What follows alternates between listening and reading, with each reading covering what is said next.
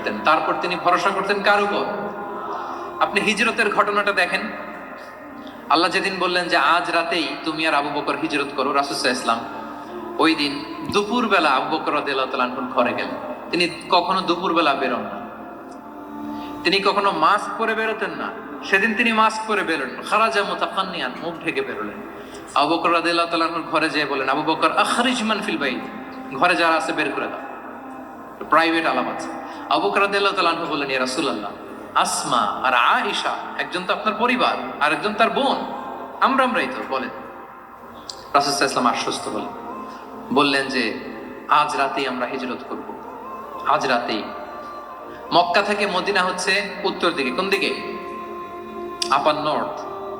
তিনি মক্কা থেকে মদিনায় হিজরত করবেন উত্তরে, কিন্তু তিনি বের হলেন দক্ষিণ দিক দিয়ে, শত্রুর চোখে ধুলি দেওয়ার জন্য। দেখেন, দিনের বেলা বেরোলেন না, রাতে বেরোলেন। দেখেন, একটার পর একটা প্রিকশন। দুপুরে বেরোলেন, চেহারা ঢেকে বেরোলেন, প্রাইভেসি মেনটেন করলেন।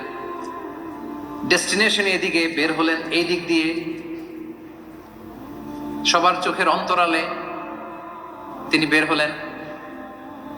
এবং তিনি আবু বকর রাদিয়াল্লাহু তাআলা আনহুকে বললেন, সবাই যেই পথে মদিনা যায় আমরা কিন্তু ওই পথে যাব না, ক্যারাভানগুলো যেই পথে যায় ওই পথে নয়, সাওয়াহিলি একটা আনইউজুয়াল রুট ধরে আমরা যাব, সাগরের পার ঘেঁষে ঘেঁষে, যাতে ওরা বুঝতে না পারে।